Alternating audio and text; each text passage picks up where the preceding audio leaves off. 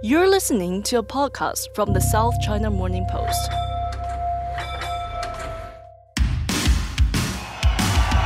Wow, this is a nice crowd. In the U.S., the presidential primaries are well underway. And the frontrunners for both the Democratic and Republican primaries are clear. On the Democratic Party side, it is incumbent President Joe Biden. And for the Republicans, former President Donald Trump. Over the past week, it's been sort of in a rocket. We've been launching like a rocket to the Republican nomination. From the bottom of my heart, thank you, thank you, thank you. You all are the reason why I'm President of the United States of America. You're the reason. And you're the reason he'll make Donald Trump a loser again. What is unclear is how Trump's many legal issues may affect his chances, and how anger about U.S. support for Israel's war in Gaza could cost Biden thousands of votes. Another mystery is what Beijing thinks of the U.S. presidential elections. Xi Jinping is very difficult to read, but I can't imagine that Xi Jinping is thinking to himself that he would like to align with Trump. This is Inside China. I'm Brian Wood. Today, America marks Super Tuesday, when voters in 15 states head to the ballots to cast their votes in party primary elections. I'm joined by our U.S. Bureau Chief Robert Delaney on the line from Washington to discuss Trump, Biden, and their foreign policies. Robert, let me first start with this. Donald Trump and Joe Biden. China has experience dealing with both, but does Beijing have a preference over who it wants to see in the White House for another term?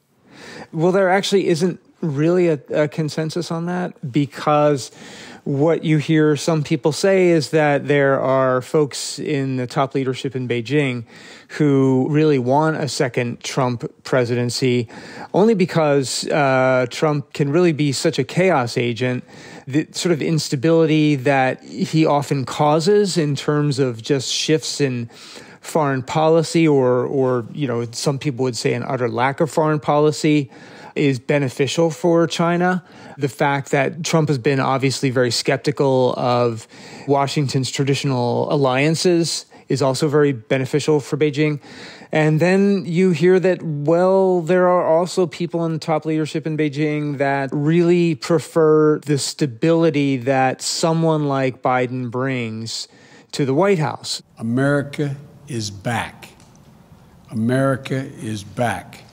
Diplomacy is back at the center of our foreign policy. So someone who really sort of hews to the orthodoxy of Washington's foreign policy, the principles that they always kind of bring into international arena, whether it's in G7, whether it's in G20, which China's a part of, whether it is in the UN. So these positions aren't necessarily things that Beijing likes or that the Beijing leadership likes, but at least they can count on not liking it, if that makes any sense, and they know kind of how to move with that. Now, if you ask the question a year ago, it might be a little bit different from now, of course, because you've got these economic problems that have really manifested themselves in China. Now, while the UK is struggling to get inflation under control, China's economy is suffering from the opposite, deflation. People and businesses are not spending, and the world's second largest economy is struggling to revive demand.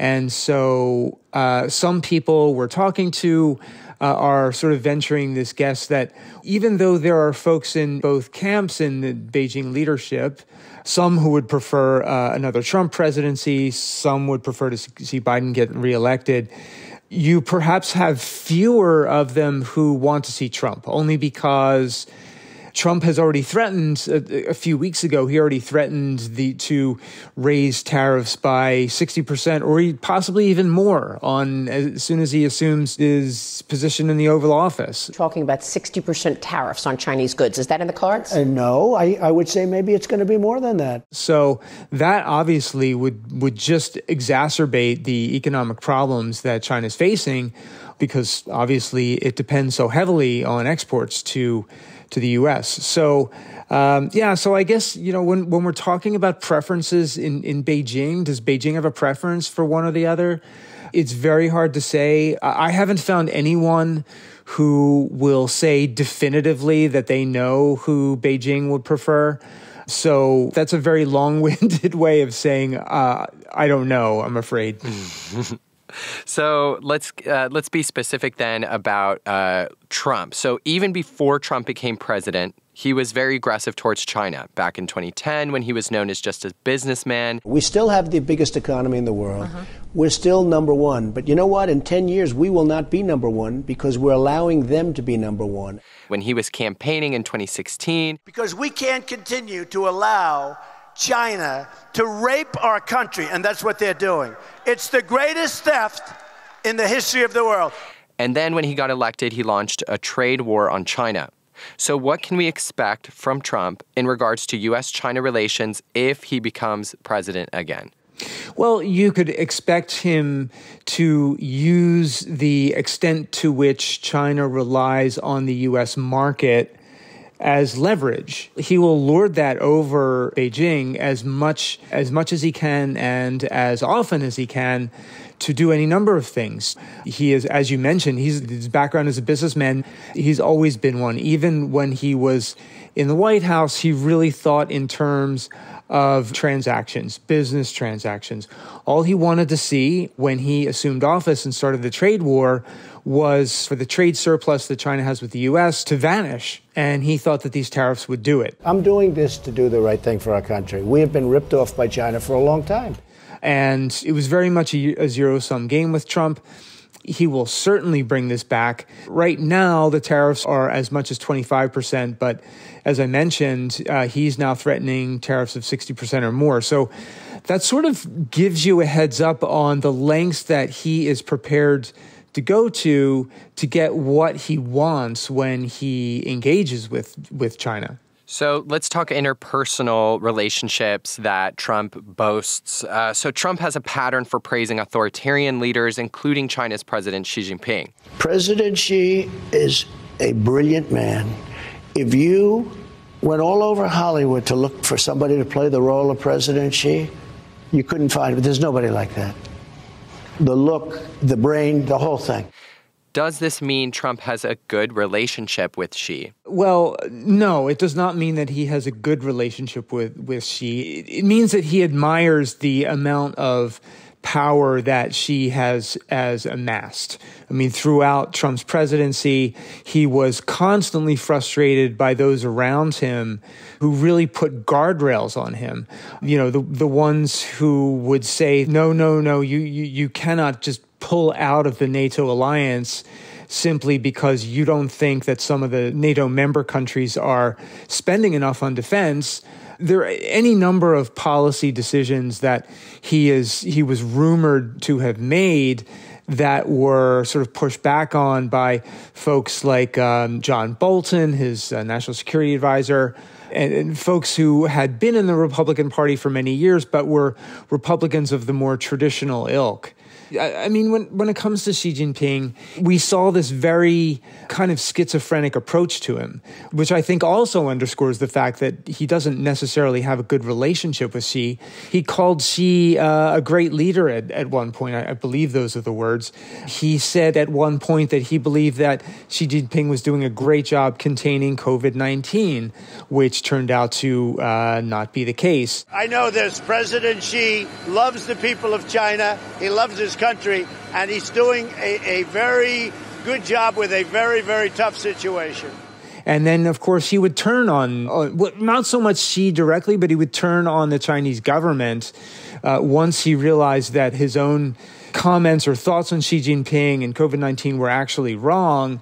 He would then attack China, and he would go as far as any of the most hawkish of U.S. lawmakers would go. He would go even beyond that. He would even use racial epithets. He started flinging around the term Kung Flu. It's a disease, without question, has more names than any disease in history. I can name Kung Flu. I can name 19 different versions of names.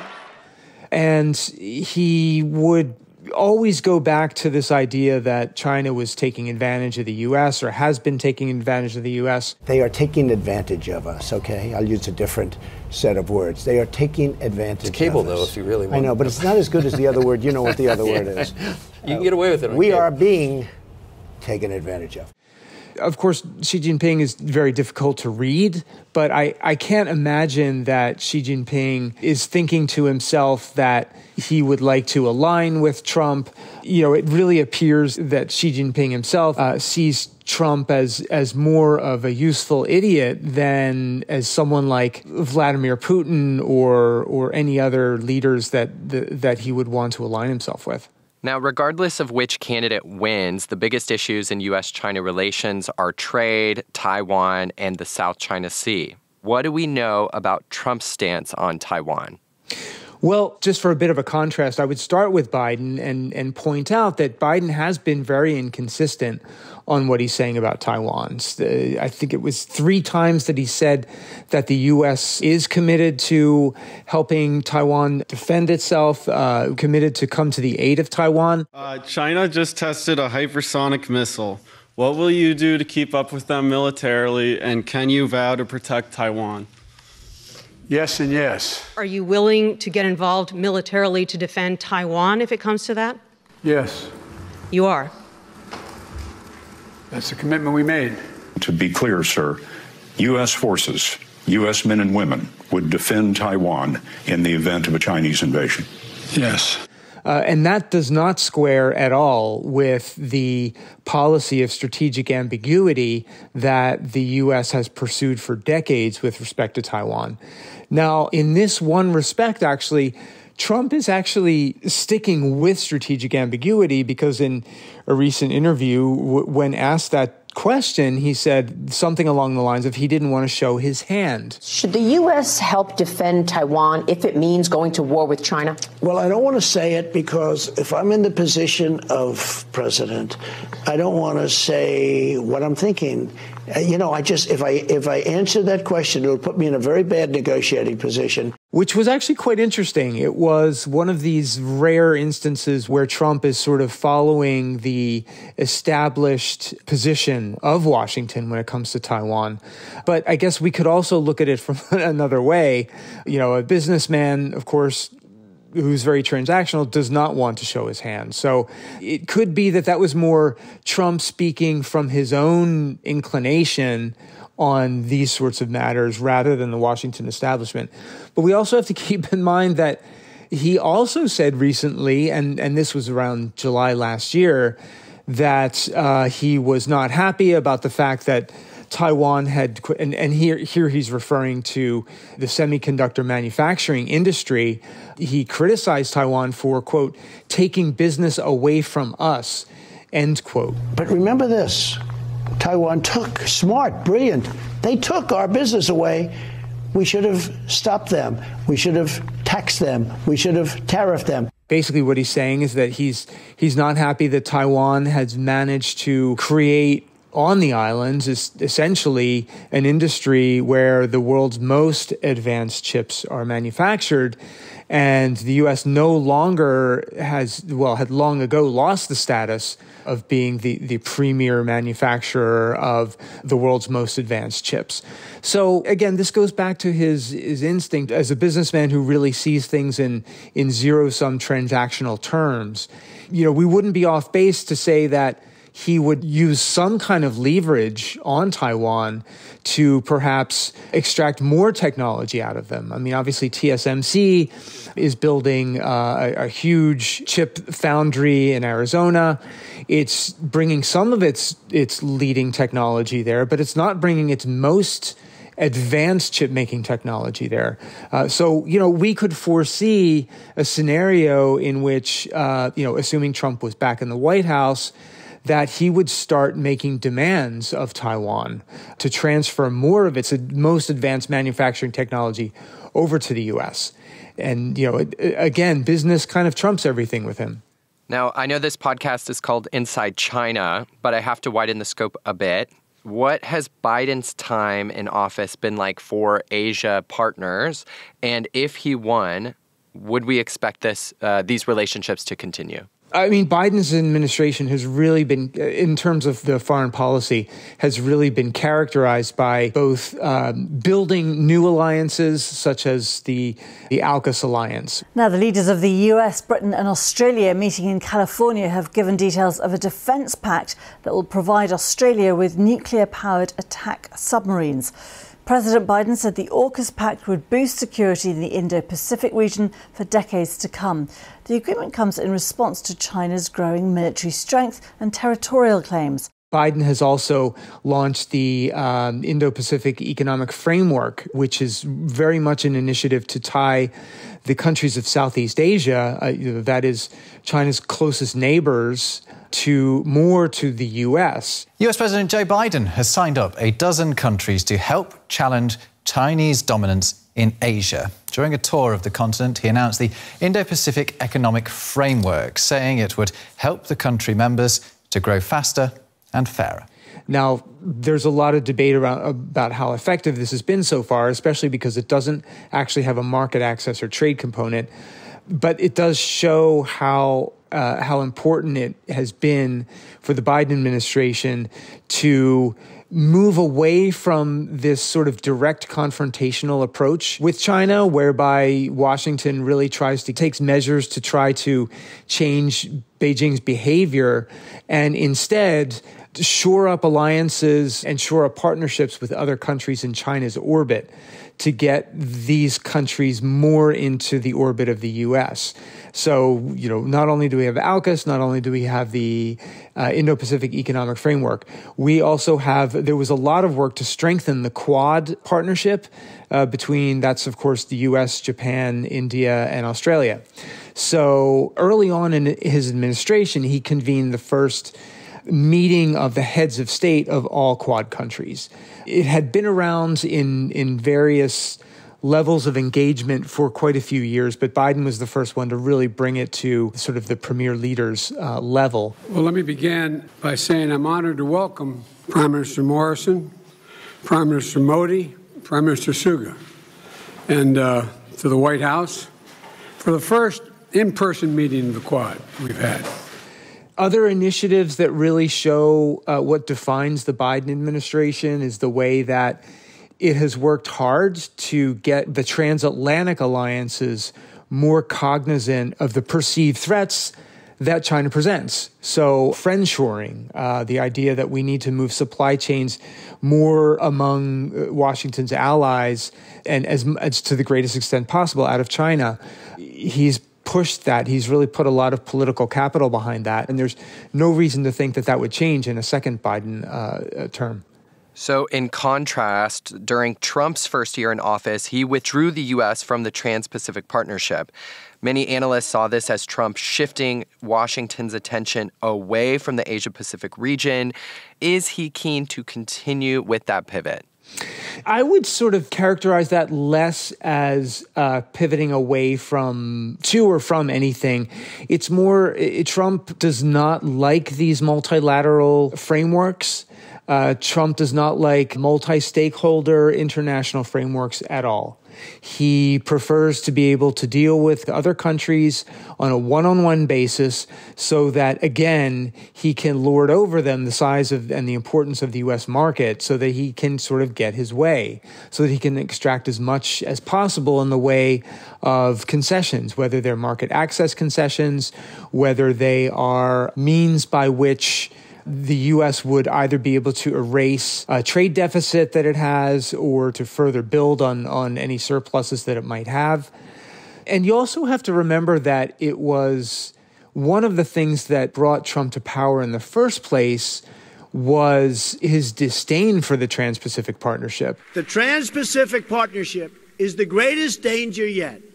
The TPP, as it's known, would be the death blow for American manufacturing.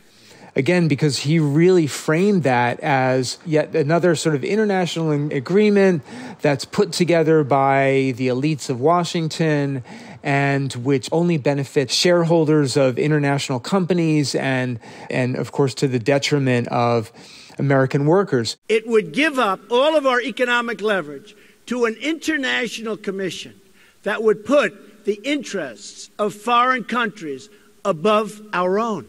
Some of which is actually true, and that's why that message resonated so effectively when he was running the first time around in 2016. And that message was so powerful, actually, that the Biden administration has really not been able to, even though there have been suggestions, not only among Democrats, but also among some Republicans saying that, hey, you know, if we can get the U.S. back into the Trans-Pacific Partnership, which of course is now called the CPTPP, the comprehensive, and I'm not going to go through the whole line, but the whole name. But anyway, even though there are many foreign policy folks in Washington to say that, hey, if the U.S. could just be part of this alliance, which, by the way, China is not part of, then the U.S. has an outsized voice in determining how the economic relationship and how trade flows and the terms of trade flows are conducted. But, you know, again, Trump sort of rode to the White House with this very isolationist mindset. It's a mindset that really cast a lot of doubt and suspicion and really, outright anger about multilateral trade frameworks, multilateral anything frameworks, in the international sphere. So do you think this applies to a partnership like ASEAN with Trump? If I remember correctly, he only attended one ASEAN meeting during his first term. So does this outlook still apply to ASEAN? Absolutely. Yes, it applies to ASEAN also. With Trump, he doesn't really see hierarchies in terms of which regional grouping is more important. For him, it's just he will just sort of turn his sights on whatever region it is, whatever grouping it is. He'll turn his sights on it and decide how can the U.S. get a better deal out of this group? How can the U.S. get a better deal out of this region? And, in the way he thinks, again, everything is transactional, zero sum. And so it doesn't matter if it's ASEAN, it doesn't matter if it's Europe, it doesn't matter if it's in the economic sphere, i.e. APEC, for example, or if it's in national defense spheres in NATO. He just wants to look at dollars and cents, and he makes a determination himself as to whether or not the U.S. is benefiting from this. And if he thinks that it's not, or if he thinks that the U.S. can be doing better out of the relationship or better outside of the relationship, he will go ahead and do it. He knows no boundaries. I mean, if anything, Trump has sort of learned that playing outside of the boundaries of traditional norms of U.S. governance works better for him. And of course, a lot of his base will say, see, that's America first. He's all about America first. My foreign policy will always put the interests of the American people and American security above all else. Has to be first. Has to be. That will be the foundation of every single decision that I will make. The problem is that this is always in Trump's own determination. And so he might look at the relationship that the U.S. has with South Korea, for example, and he might look at the trade surplus that South Korea has with the U.S. and say, obviously, this is not a relationship that's to the benefit of the U.S. We need to break it. We need to shake it up until the South Koreans are buying more from us than we are from them. The new U.S.-Korea agreement includes significant improvements to reduce our trade deficit and to expand opportunities to export American products to South Korea. In other words, we are now going to start sending products to South Korea. And, it completely dismisses the idea that a healthy relationship, a very friendly relationship with South Korea does serve U.S. interests in terms of the way that it's part of an alliance that will restrain actors that America finds more threatening these days. And, of course, China being the prime example. I want to focus your attention now to the South China Sea and territorial disputes, specifically China's claim to most of the region. So how do Trump's views differ from Biden's? Well, I think the problem is we're talking about views, right? And I think the term views suggests that Trump has some sort of very well thought out strategy on these issues. Let's rewind all the way to 2017. Okay, in 2017, North Korea was lobbying missiles. They were conducting nuclear tests. The most powerful military act by Kim Jong-un ever. The president calling it a major nuclear test, this time involving what they say is a hydrogen bomb that could be mounted onto an ICBM more powerful than the atomic bombs dropped by the U.S. in World War II. This was Trump's first year in office. And all of the people around him, like in the National Security Council, even Trump's own ambassador to the UN, Nikki Haley, who he's running against in the primaries, would say, we are not negotiating with North Korea until there was this term CVID. And no, that's not COVID. It's complete, verifiable, irreversible denuclearization. CVID. It was always, whenever anyone asked the question, okay, well, what would it take for you to start negotiations with the North Koreans to get them to back away from their nuclear program? And it was always this, his people, his administration would say absolutely no negotiation, nothing until we see complete, verifiable, irreversible denuclearization of the North Korean regime. And then, Trump, as we mentioned earlier in this podcast, has a real affinity for these authoritarians who have amassed huge amounts of power. So there was like some flip of a switch. They started exchanging insults at each other. Rocket Man is on a suicide mission for himself and for his regime. From Kim Jong-un, a first message in English, vowing to make President Trump, quote, pay dearly, calling him a mentally deranged dotard. But the more you tuned into it, the more you think, these are just sort of the two biggest bullies in the schoolyard, kind of taunting each other, but almost like in a way that they understand each other. And then next thing you know, Trump is arranging a summit with Kim Jong-un.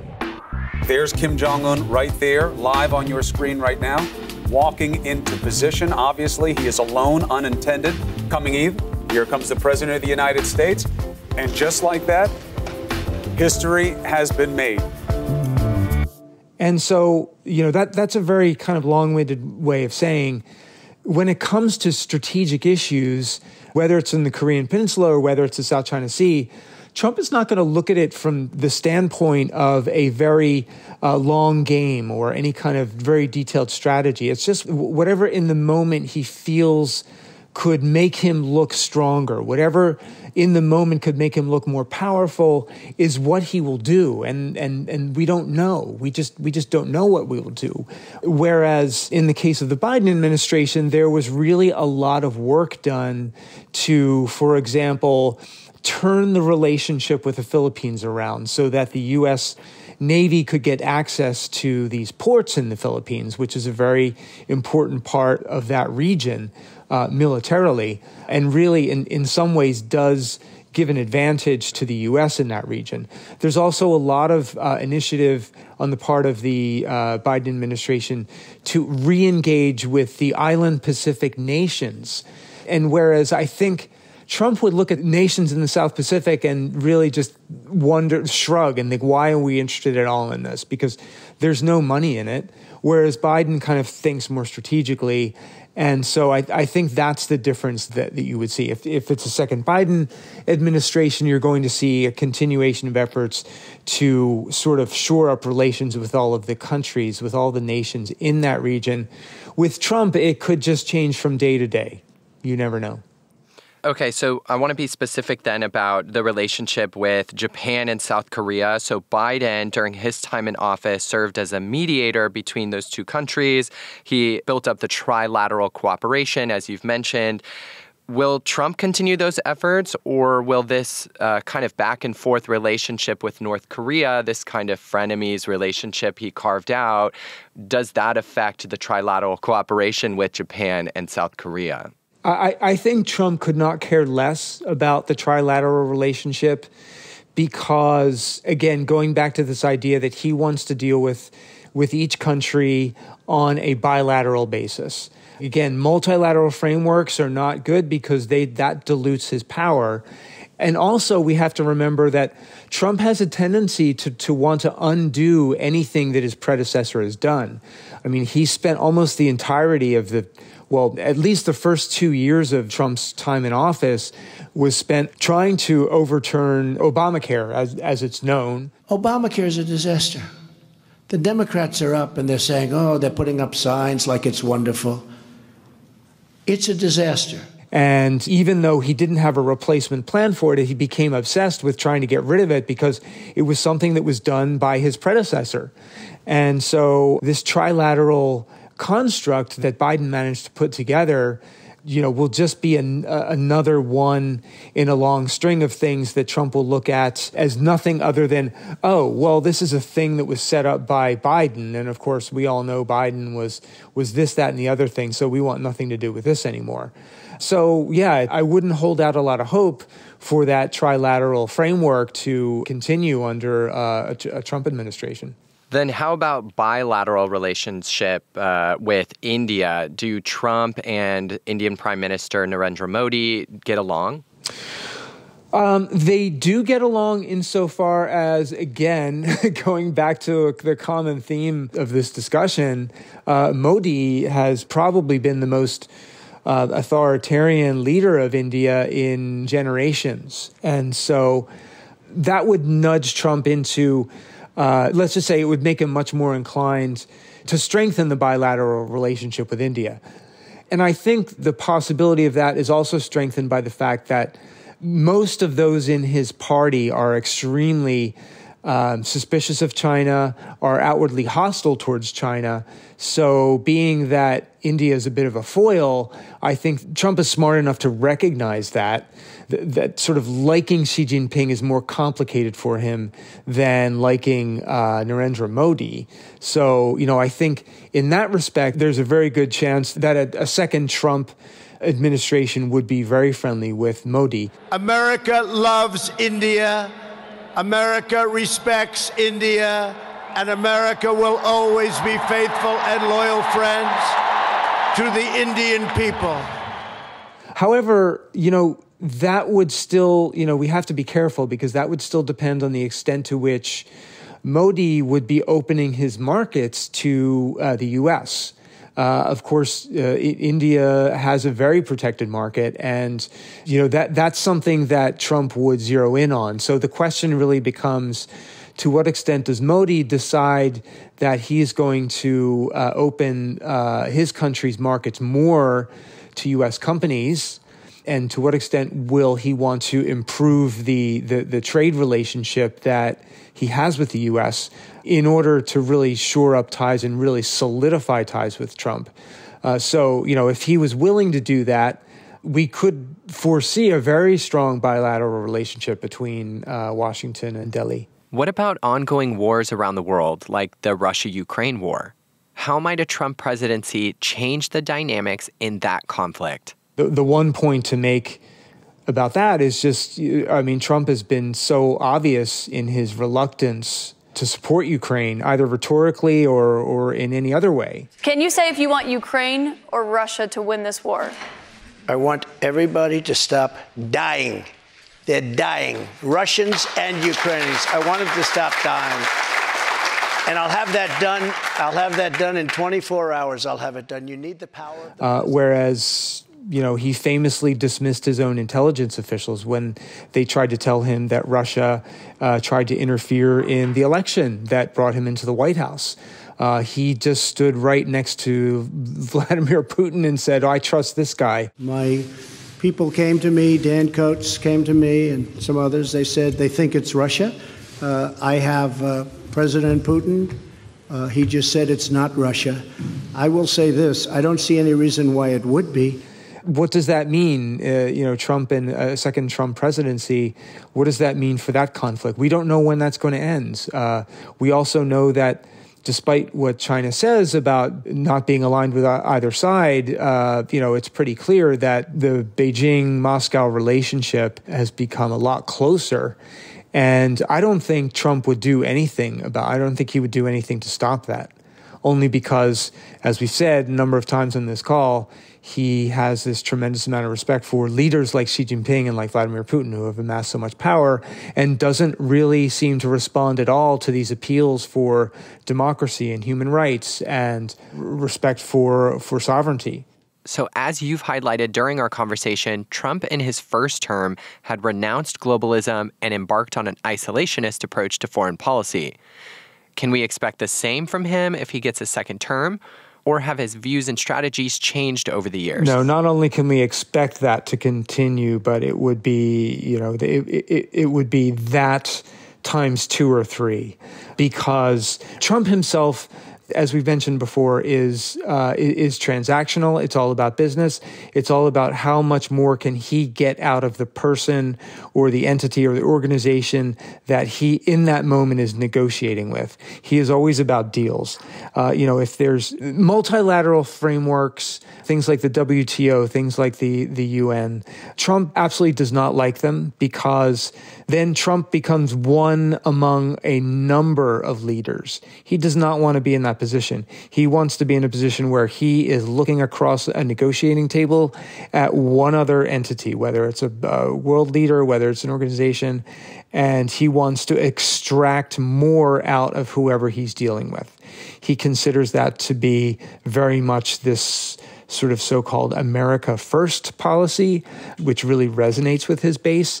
And it is completely transactional. You extract as much as you can possibly from whoever it is you're dealing with, and pay no mind to other factors that may be involved, such as the extent to which the person you're dealing with may be in a position to help you at a later time.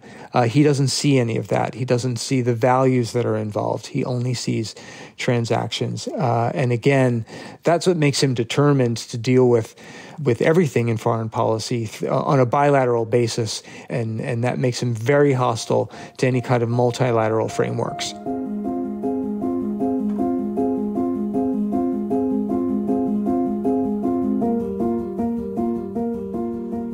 That was Robert Delaney. You can find the latest updates on the U.S. election campaign and more analysis on U.S.-China relations at scmp.com. I'm Brian Wood. Thanks for listening.